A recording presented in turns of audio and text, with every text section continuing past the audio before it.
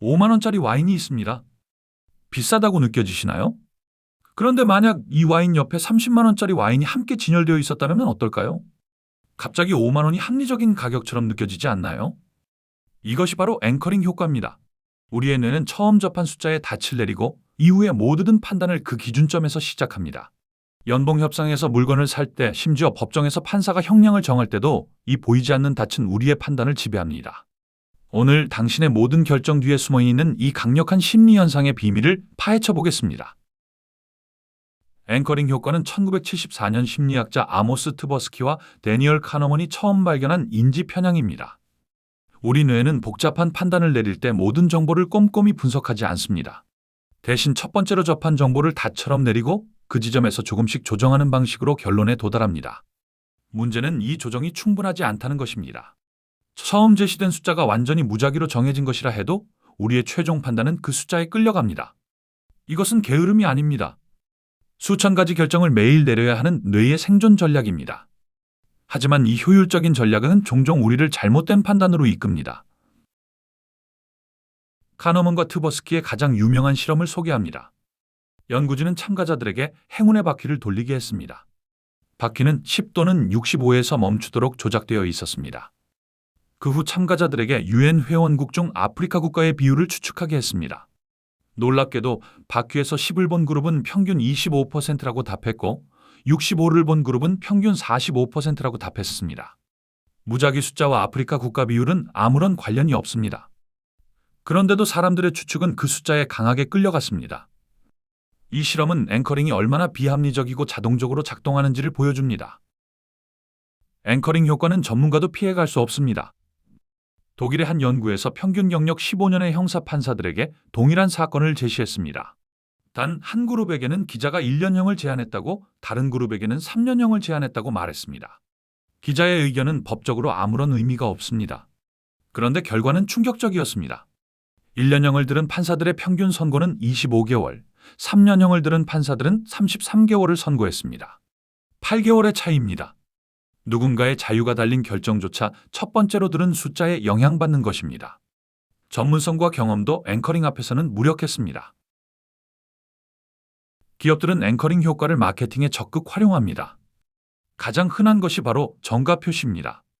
정가 10만 원, 할인가 6만 9천 원이라고 적힌 가격표를 보면 우리는 10만 원을 기준으로 6만 9천 원을 평가합니다. 31% 할인이라는 느낌이 들죠.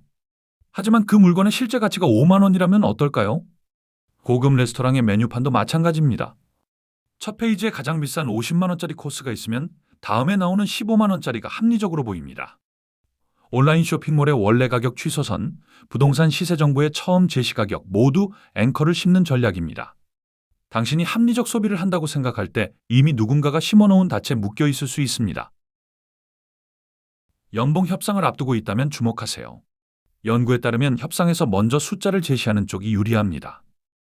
이를 첫제한 효과라고 합니다. 한 연구에서 집을 파는 협상을 시뮬레이션했습니다. 판매자가 먼저 높은 가격을 제시했을 때 최종 합의 가격이 평균 12% 더 높았습니다. 반대로 구매자가 먼저 낮은 가격을 제시했을 때는 최종 가격이 낮아졌습니다. 물론 터무니없는 숫자는 역효과를 냅니다. 하지만 합리적인 범위 내에서 높은 숫자를 먼저 제시하면 그 숫자가 앵커가 되어 협상 전체를 지배합니다. 연봉 협상에서 회사가 먼저 제시한 금액에서 시작하지 마세요. 당신이 원하는 금액을 먼저 말하세요. 그것이 새로운 닻이 됩니다. 온라인 세상에서 앵커링은 더욱 정교해졌습니다. 넷플릭스나 유튜브 프리미엄의 요금제를 보세요. 가장 비싼 프리미엄 요금제가 먼저 눈에 들어오고 그 아래 스탠다드 베이식이 있습니다. 프리미엄을 본 후 스탠다드가 합리적으로 느껴집니다. 소셜미디어에서도 앵커링이 작동합니다. 인플루언서가 수천만 원짜리 명품을 보여주면 수십만 원짜리 물건이 저렴해 보입니다.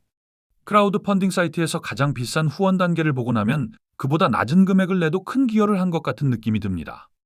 알고리즘은 당신에게 보여줄 첫 번째 숫자를 전략적으로 선택합니다.